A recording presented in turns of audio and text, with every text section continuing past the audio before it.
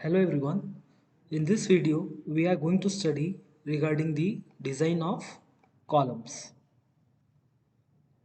In the previous videos, we have studied the design of slabs and design of beams. So first, let us see what do you mean by a column. In general, if you say column, we call it as a compression member. So what do you mean by compression member, right? The members in compression are called as compression members or struts. The vertical member usually we call it as a column, or and the inclined members or this horizontal members which are being there in the truss, we call it as a strut. Both are the compression members. So what it does, it is going to take the load which is going to come from beam and it is going to transfer to the foundation. So most of time it will be subjected to the compressive forces. So column is nothing but it is a compression member. Right? So column is it is a compression member, the effective length of which is greater than the three times of its least lateral dimension. So if you see its effective length, if it is greater than 3 times its least lateral dimension, that is either it might be width or depth or B or D you can say, then we can call it as a column. If it is less than this, then we can call it as a pedestal. Then next is slenderness ratio, lambda. It is nothing but ratio of effective length to the least lateral dimension, that is lambda is equal to effective length to the least lateral dimension. So this we call it as a slenderness ratio. So based on this, what we do, we are going to divide the column whether it is a long column or short column.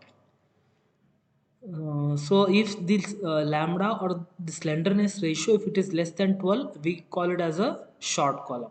If lambda is greater than 12, we can call it as a long column. That is L by B ratio, if it is less than 12, we call it as a short column. If L by B ratio, if it is greater than 12, we can call it as a long column. Then next is pedestal. Pedestal is nothing but it is also a compression member, the effective length of which does not exceeds 3 times the least lateral dimension. So you can see, L effective, it is less than 3 times of B or 3 times of D. If it is less than what you can say its least lateral dimension. If the effective length, if it is less than 3 times least lateral dimension, we call it as a pedestal. Greater than this, we call it as a column. So as you know, concrete, what you can say, column is a compression member, and which is made up of an RCC. So what happens is that concrete is strong in compression, but as you know, it is weak in tension. So as you know that column is a compression member, so what happens that it will be able to take the compressive loads. But sometimes what happens is it will be subjected to either eccentric loading or movement, due to which it will be subjected to the tensile stresses. So as you know it is weak in tension. So therefore what we do, we are going to provide the steel in the column members so as to resist that tensile stresses. And so as to hold that reinforcement, the longitudinal reinforcement, we are going to provide the ties, we are going to provide the ties at suitable interval so that the bars should not buckle. So what happens is that if you see, if this is the what you can say, if this is a column reinforcement what you provide, so when you are going to apply the load, so this is going to buckle in this way. So as to tie this, what we do, we are going to provide this ties here at some interval, right? So this will be the longitudinal reinforcement and this will be the transverse reinforcement. So why it is being provided further, we are going to see. Next is we will see types of columns. There are many criteria on which the columns can be divided or differentiated.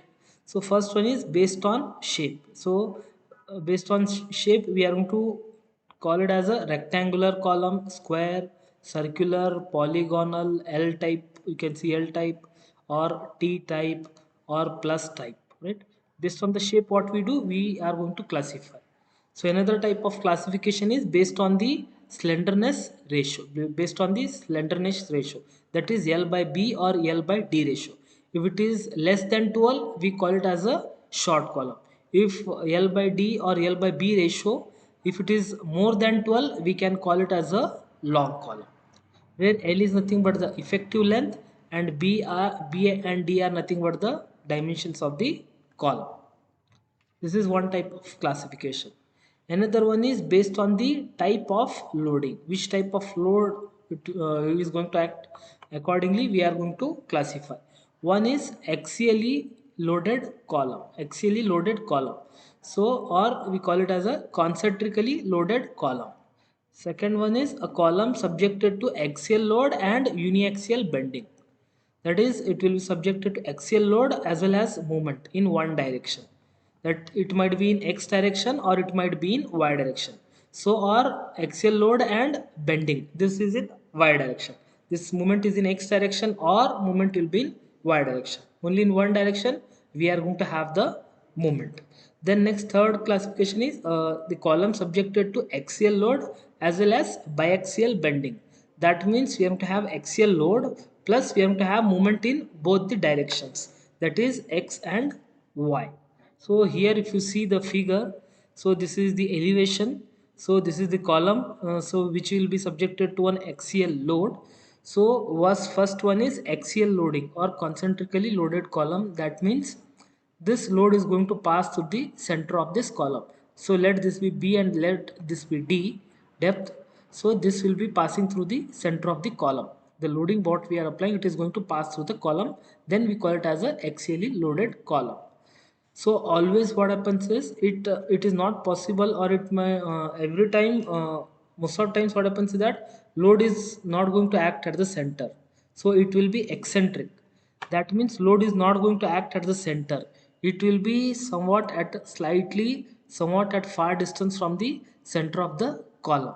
So then we can call it as, this is the, if you see this is the column, so now load is not acting at the center, it is acting at certain distance from the center of the column. So this we call it as the eccentricity, right? So loading with uniaxial eccentricity.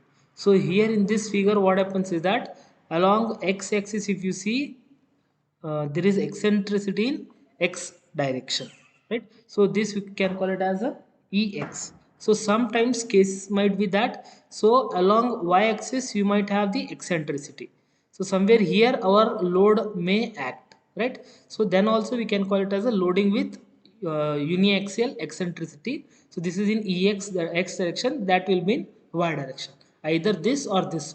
You may come across both these type of cases. Then next is a biaxial column. So what happens is, so you can see now load is acting somewhere here. If you see, this is the column, so this is the load which is acting. So now this load is acting at certain distance both in x and y direction. So along x direction it is ex, along y direction it is ey.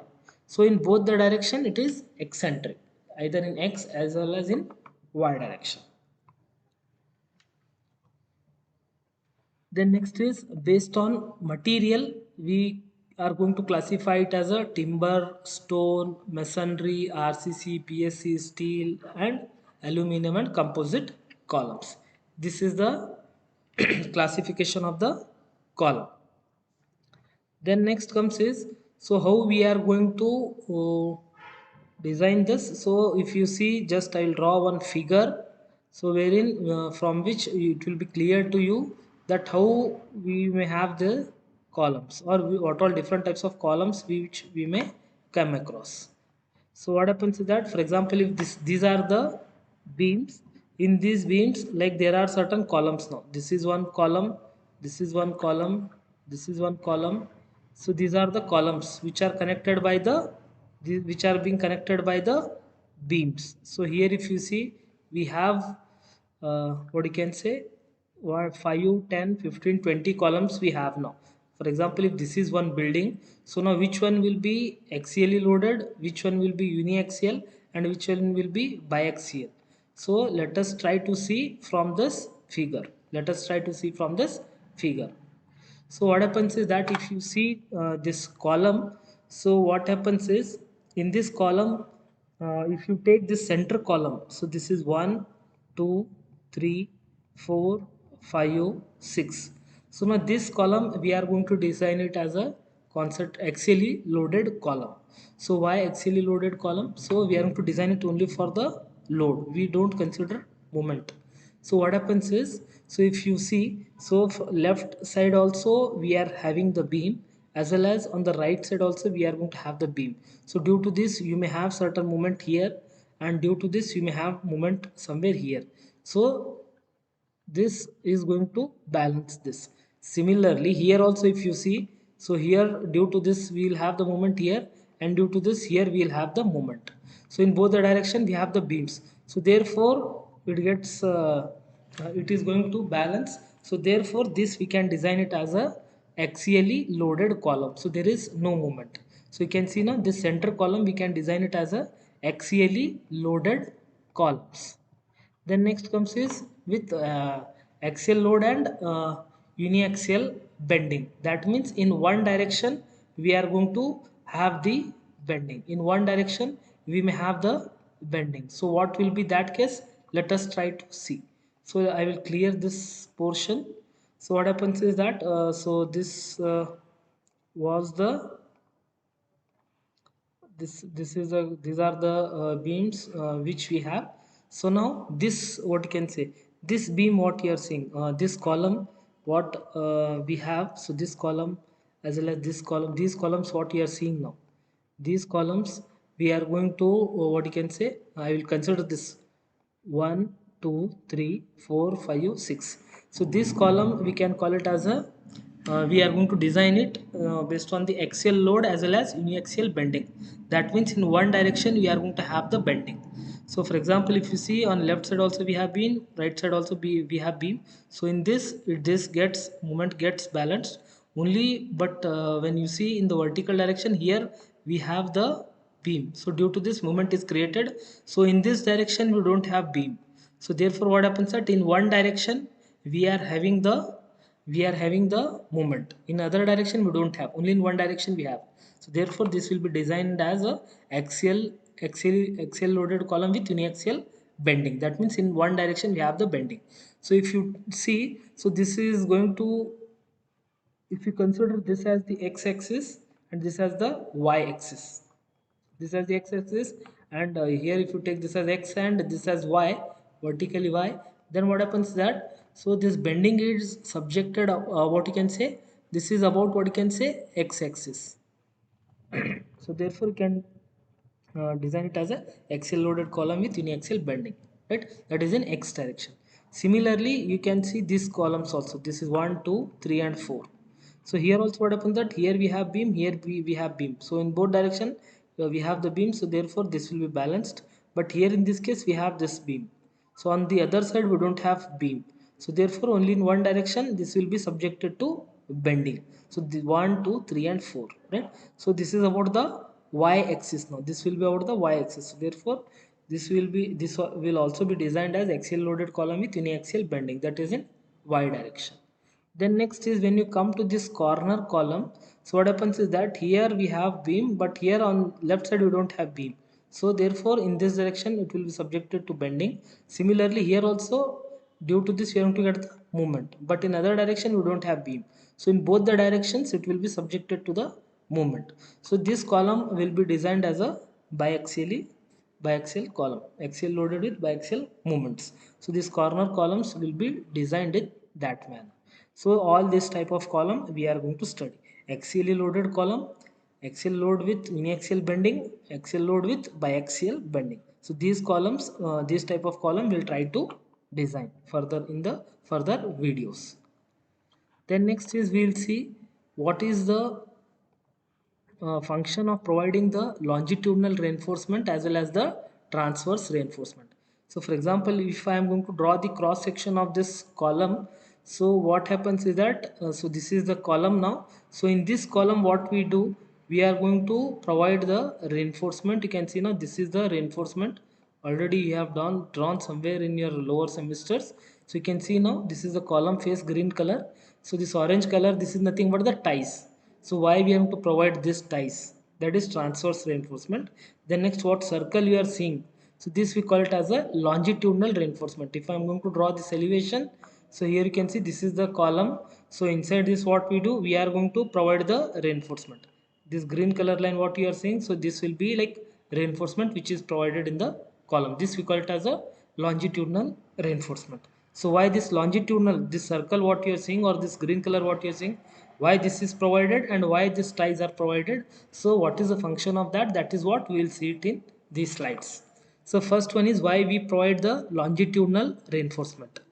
First one is to share the vertical compressive load, thereby reducing the overall size of the column. So what happens that when we are going to provide the reinforcement, this will also take part in taking the compressive load. So due to which the size of the columns will be reduced. To resist the tensile stresses caused in the column due to eccentric load, moment or transverse load. So when this reinforcement, when it is being provided with the loading, so this what happens is that due to eccentric loading it will be subjected to movement. That is due to eccentric load or due to movement, what happens is that it will be subjected to, it may bend, so which will be subjected to compressive as well as tensile stresses. So as to as you know, concrete is weak in tension, it might not be able to take the load. So as to resist that tensile stresses, we are going to provide the reinforcement.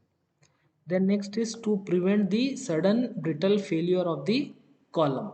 So as you know, concrete is brittle material. So if it is going to, if the load is going to exceed its capacity, then sudden catastrophic failure we may have. So therefore, so as to avoid that brittle failure, so what we do, we are going to provide the reinforcement.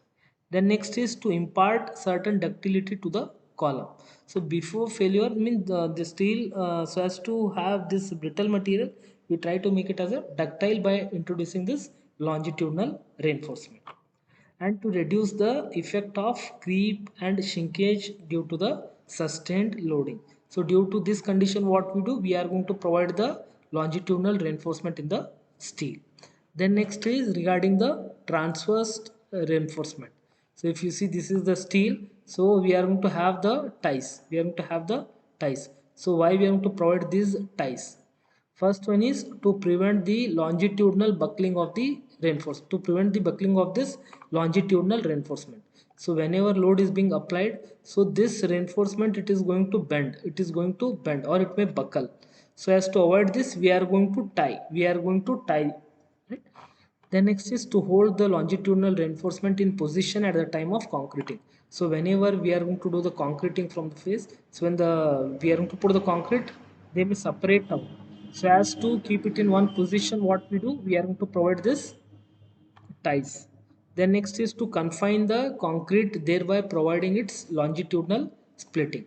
So this will also act as a confining. So it is going to hold and it is going to confine the reinforcement. Next is so as to avoid the brittle failure as well as to provide the ductility, what we do, we are going to provide this transverse reinforcement.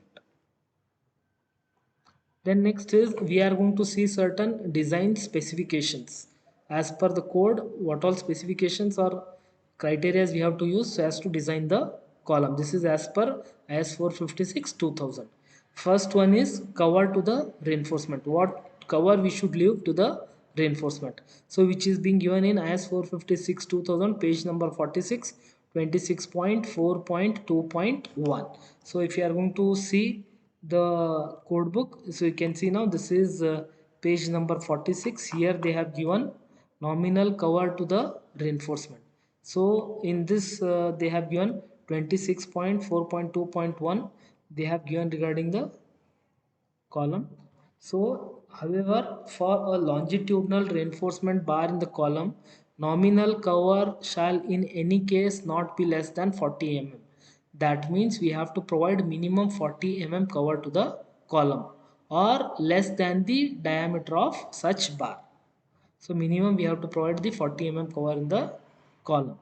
So sometimes what happens is that in some cases the sizes of the column will be 200 mm or less than that, and whose reinforcing bars does not exceed 12 mm, then we can provide a nominal cover of 25 mm. So if the column size is less than 200 mm, then we can provide a cover of 25 mm, provided the reinforcement what we provide, it should not be greater than 12 mm. If it is greater than this, we have to provide a nominal cover of 40 mm. So this is regarding the cover to the reinforcement. Then next is regarding the longitudinal reinforcement. So longitudinal reinforcement they have given in page number 48. So you can see now page number 48 we have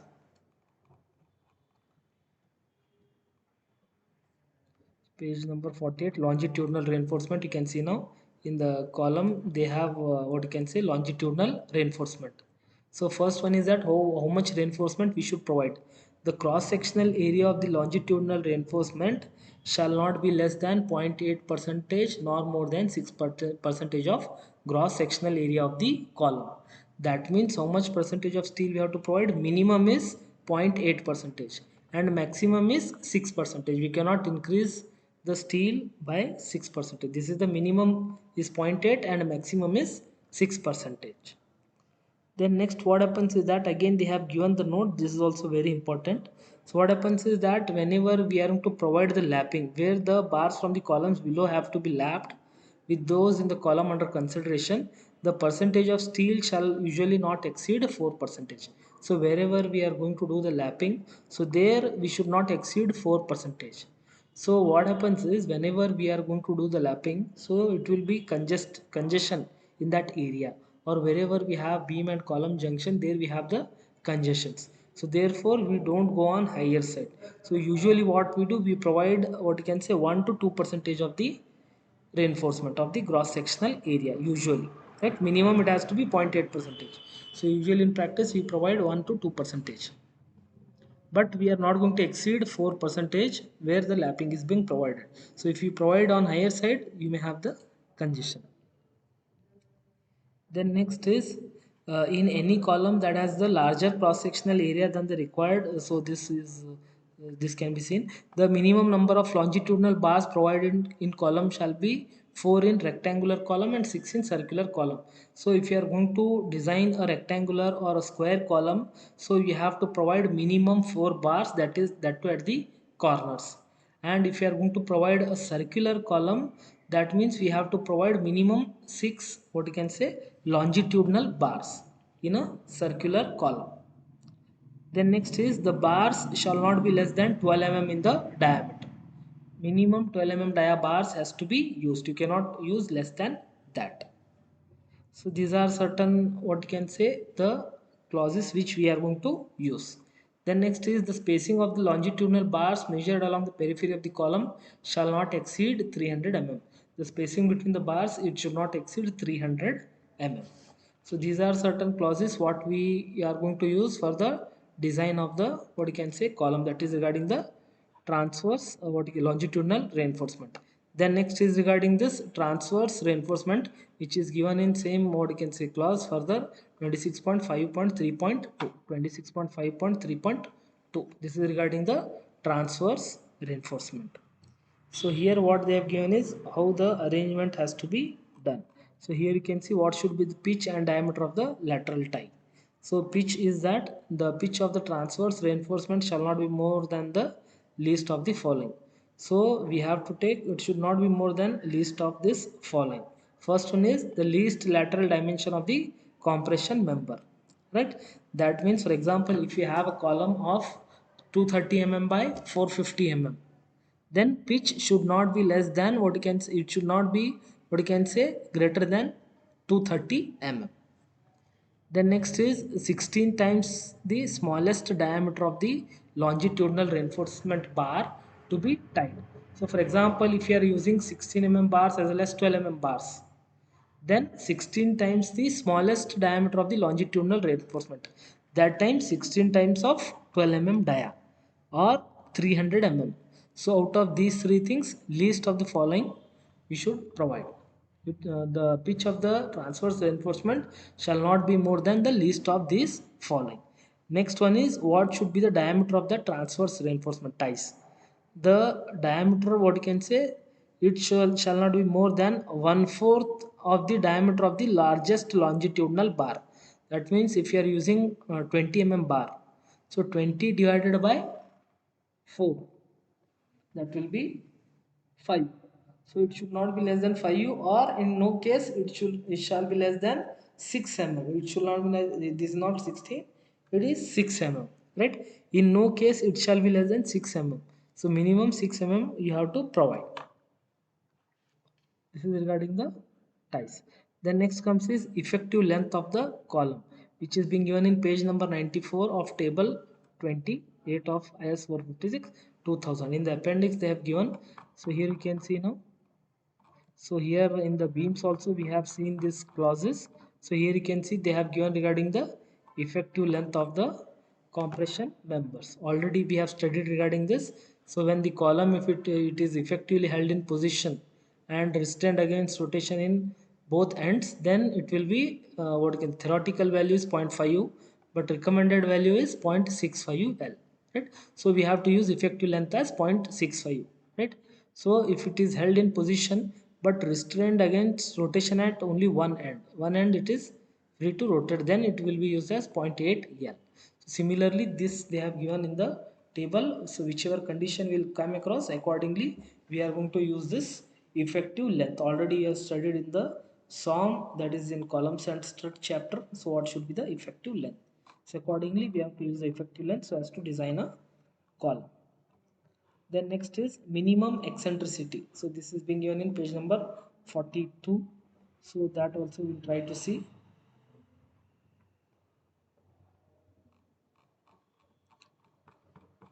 So here you can see now in the page number 20 40 what you can say 2, they have given the minimum eccentricity. So all the columns has to be designed for a minimum eccentricity. So how do we calculate that minimum eccentricity? That is unsupported length divided by 500 plus lateral dimension 2 divided by 30, or and it shall not be less than 20 that means minimum 20 eccentricity. So usually what happens is that always what happens is that we don't have concentrically loaded column, we'll have certain eccentricity.